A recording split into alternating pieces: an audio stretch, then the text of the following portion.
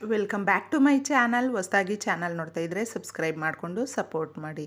ಸಚ್ಚಿದಾನಂದ ಸಾಯಿನಾಥ್ಗೆ ನಮಸ್ಕಾರ ಮಾಡುತ್ತಾ ಸಾಯಿನಾಥರ ಅನುಗ್ರಹ ಎಲ್ಲರ ಮೇಲೂ ಇರಲಿ ಅಂತ ವಿಡಿಯೋ ಪ್ರಾರಂಭ ಮಾಡ್ತಾ ಇದ್ದೀನಿ. ಸ್ನೇಹಿತರೆ, ನಮ್ಮೆಲ್ರಿಗೂ ಕೂಡ ಕಷ್ಟ ಕಾಲದಲ್ಲಿ ಯಾವುದೋ ಒಂದು ಕಡೆಯಿಂದ ಒಂದು ಅನುಕೂಲ ಆದರೆ, ಪರಿಹಾರ ಸಿಕ್ಕಿದ್ರೆ, ದೇವರ ಆಶೀರ್ವಾದ ಅನ್ನೋದು ಸಿಕ್ಕಿದ್ರೆ ಬಹಳ ಖುಷಿಯಾಗುತ್ತೆ.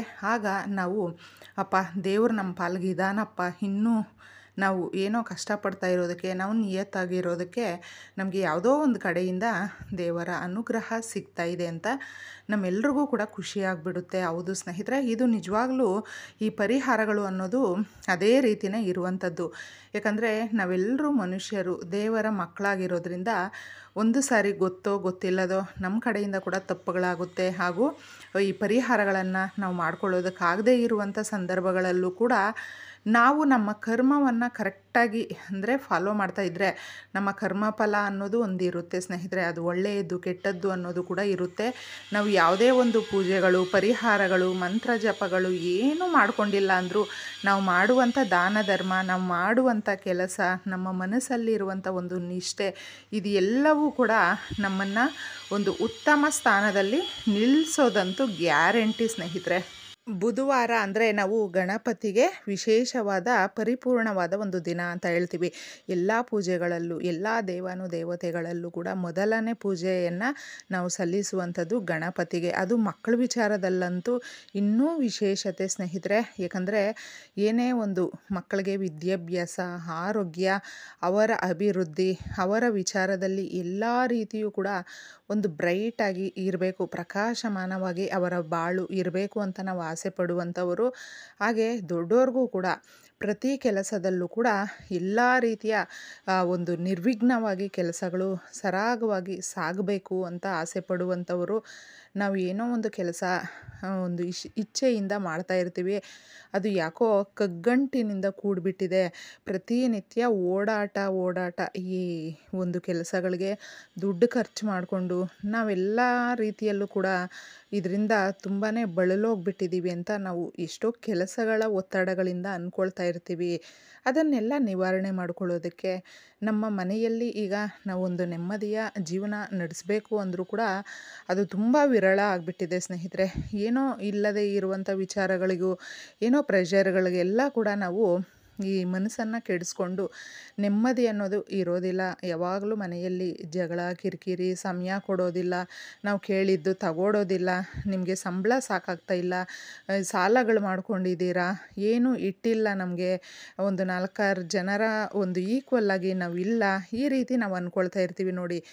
ಆಗ ತಪ್ಪದೇ ಈ ಪರಿಹಾರವನ್ನು ಬುಧವಾರಗಳ ಸಮಯದಲ್ಲಿ ಮಾಡ್ಕೊಳ್ಳಿ. ಬುಧವಾರ ಅಂದರೆ ನಮ್ಮ ಕೆಲಸಗಳನ್ನೆಲ್ಲನೂ ನಿರ್ವಿಘ್ನವಾಗಿ ನೆರವೇರಿಸ್ಕೊಡೋದಕ್ಕೆ ಗಣಪತಿಯ ಅನುಗ್ರಹ ಅನ್ನೋದು ಸಿಗುತ್ತೆ. ಅದಕ್ಕೋಸ್ಕರ ಆ ತಂದೆಗೆ ನಿಮ್ಮ ಮನೆಗಳಲ್ಲಿ ಚಿಕ್ಕ ಮಕ್ಕಳೇನಾದರೂ ಇದ್ದರೆ ಸ್ನೇಹಿತರೆ, ಅವ್ರ ಕೈಯಲ್ಲೇ ಅವ್ರಿಗೆ ತೋಚಿದ ರೀತಿ ಪೂಜೆಯನ್ನು ಮಾಡಲಿ, ಗಣಪತಿಗೆ ಮಾಡಿಸಿ 21 ಗರಿಕೆಯನ್ನು ಇಟ್ಟು. ಯಾಕಂದರೆ ನಾವು ಚಿಕ್ಕ ಮಕ್ಕಳಿಂದ ಎಲ್ಲರೂ ಕೂಡ ಮಾಡೋದು ಪೂಜೆಯನ್ನು ಬಹಳ ಚೆನ್ನಾಗಿರುತ್ತೆ. ಒಂದು ಗರಿಕೆ ಇಟ್ಟರೆ ಸಾಕು, ಕಡುಬನ್ನು ಇಟ್ಟು ಮಾಡ್ತಾರೆ. ಅದು ಅವರ ಶಕ್ತಿಯ ಅನುಸಾರ ಅಂತ ಹೇಳ್ಬಹುದು. ಯಾರು ಏನೇ ಮಾಡಿದ್ರೂ ಕೂಡ ಅದರ ಜೊತೆ ಮಾಡಿಕೊಳ್ಳುವ ತುಂಬ ಶಕ್ತಿಯುತವಾದ ಪರಿಹಾರವನ್ನು ತಿಳಿಸ್ತಾ ಇದ್ದೀನಿ. 5 ರೂಪಾಯಿ ಕಾಯಿನು ನಮಗೆ 4 ಬೇಕಾಗುತ್ತೆ. ನಾವೀಗ ಒಂದು ಮುಡುಪನ್ನು ಒಂದು ದೇವ್ರಿಗೆ ಕಟ್ತೀವಿ ನೋಡಿ, ಆಗ ನಮ್ಮ ಕೋರಿಕೆಗಳು ಬೇಗ ನೆರವೇರುತ್ತೆ ಅಂತ ನಮ್ಮ ಹಿರಿಯರು ಹೇಳ್ಕೊಡ್ತಾರೆ. ಅದನ್ನು ನಾವು ನೋಡಿದ್ದೀವಿ, ನೋಡಿಕೊಂಡು ಕೂಡ ಮಾಡ್ಕೊಂಡು ಬರ್ತೀವಿ. ಅದೇ ಥರ ಸ್ನೇಹಿತರೆ, ನಾವು ಏನು ಮುಡುಪೇನು ಕಟ್ಟೋದಿಲ್ಲ ಇಲ್ಲಿ, ನಿಮಿಷಕ್ಕೆ ಮಾಡಿಕೊಳ್ಳುವ ಪರಿಹಾರ ಇದು. ಒಂದಷ್ಟು ಕಾಲ ನಮ್ಮ ಮನೆಯಲ್ಲಿರುವ ಕಷ್ಟಗಳನ್ನೆಲ್ಲ ನಿವಾರಣೆ ಮಾಡಿ ಸುಖ, ಶಾಂತಿ, ಸಮೃದ್ಧಿ ಅನ್ನೋದು ನಮಗೆ ತರುವಂಥದ್ದು.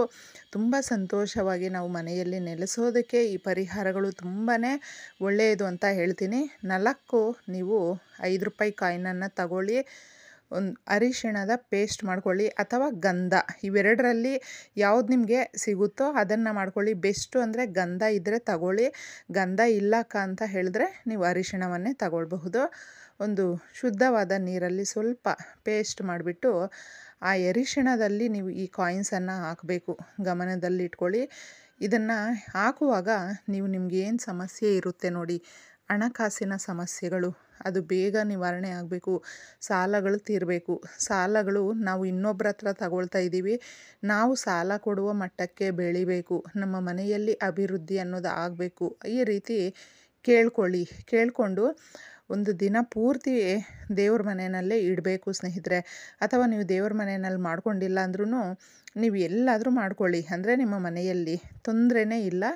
ಇದನ್ನು ಮತ್ತೆ ಮುಟ್ಟಬಾರ್ದು, ಒಂದು ಜಾಗದಲ್ಲಿ ಇರಲಿ. ಪೂರ್ತಿಯಾಗಿ ಒಂದು ದಿನ ಇಟ್ಟಾದಮೇಲೆ ಇದನ್ನು ನೀವೇನು ಮಾಡಬೇಕು ಅಂದರೆ ಮತ್ತೆ ತೆಗೆದುಬಿಟ್ಟು ಅರಿಶಿಣ ಎಲ್ಲ ಅದಕ್ಕೆ ಮೆತ್ಕೊಂಡಿರುತ್ತಲ್ವ, ಅದನ್ನು ಉಜ್ಜಿಬಿಟ್ಟು, ಅಂದರೆ ತೊಳೆಯೋದಕ್ಕೆಲ್ಲ ಹೋಗಬೇಡಿ, ಉಜ್ಜಿಬಿಟ್ಟಿದ್ದೆ ಬಹಳ ಮುಖ್ಯವಾದಂಥ ನಿಮ್ಮ ಜೀವನಕ್ಕೆ ಇದು ಬಂದರೆ ಸಾಕು, ಇದು ಇದ್ದರೆ ಸಾಕು, ನಮ್ಮ ಲೈಫೇ ಒಂಥರ ಸೆಟ್ಲಾಗಿಬಿಡುತ್ತೆ, ನಮ್ಮ ಲೈಫಲ್ಲಿ ಖುಷಿ ಆಗಿಬಿಡುತ್ತೆ, ನೆಮ್ಮದಿಯಾಗಿರ್ತೀವಿ, ಈ ರೀತಿ ನಾವು ಅಂದ್ಕೊಳ್ತೀವಲ್ವ. ಆ ರೀತಿ ಇರುವಂಥ ಕೋರಿಕೆನ ಕೇಳ್ಕೊಳ್ಳಿ, ಬಹಳ ಚೆನ್ನಾಗಿರುತ್ತೆ ರಿಸಲ್ಟು. ಕೋರಿಕೆ ಕೇಳಿಕೊಂಡು ಇದನ್ನು ಮಾಡಿ.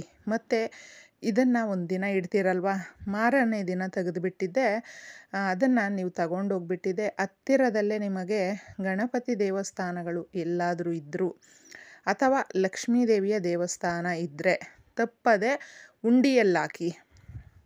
ಇದನ್ನು ನೀವು ಮಾರನೇ ದಿನ ಹಾಕಬೇಕು ಅಂತ ಏನೂ ಇಲ್ಲ, ಸಮಯ ಇದ್ದರೆ ಆ ದಿನವೇ ಹಾಕಿ, ಇಲ್ಲ ಅಂದರೆ ನೀವು ಸಮಯನ ಮಾಡಿಕೊಂಡು ಪರವಾಗಿಲ್ಲ ಹೋಗಿ ಹಾಕಬಹುದು. ಈ ಥರ ಹಾಕಿ ಬಂದಾಗ ನಮಗಿರುವ ಸಮಸ್ಯೆಗಳು ಎಷ್ಟು ಬೇಗ ಕಡಿಮೆ ಆಗುತ್ತೆ ಅಂದರೆ, ನಿಮಗೊಂಥರ ಆ ದೇವಸ್ಥಾನಕ್ಕೆ ಹೋಗಿ ಉಂಡಿನಲ್ಲಿ ಕಾಸು ಹಾಕ್ಬಿಟ್ಟು ಬಂದ ಮೇಲೆ ಅದರ ಪ್ರಭಾವ ಯಾವ ಥರ ಇರುತ್ತೆ ಅನ್ನೋದು ನಿಮಗೆ ಗೊತ್ತಾಗುತ್ತೆ ಸ್ನೇಹಿತರೆ. ಒಂದು ನಂಬಿಕೆಯಿಂದ ಇದನ್ನು ಮಾಡಿಕೊಳ್ಳಿ, ಎಷ್ಟು ರಿಸಲ್ಟ್ ಕೊಡುತ್ತೆ ಅಂದರೆ, ಈ ರೀತಿ ಮತ್ತೆ ಬುಧವಾರಗಳ ಸಮಯದಲ್ಲಿ ನೀವು ಮಾಡ್ಕೊಳ್ತಾ ಬರ್ತೀರಾ. ನಾವು ಪ್ರತಿ ಬುಧವಾರ ಮಾಡ್ಕೊಳ್ಬಹುದು. ಆ ಕೋರಿಕೆ ನೆರವೇರೋದಕ್ಕೋಸ್ಕರ ಒಂದಷ್ಟು ವಾರಗಳು ಮಾಡಿ ನೋಡಿ, ತುಂಬ ಚೆನ್ನಾಗಿ ರಿಸಲ್ಟ್ ಕೊಡುವಂಥದ್ದಾಗುತ್ತೆ. ಇಷ್ಟು ಸುಲಭವಾಗಿ. ಎಲ್ರಿಗೂ ಒಳ್ಳೆಯದಾಗಲಿ. ಧನ್ಯವಾದಗಳು.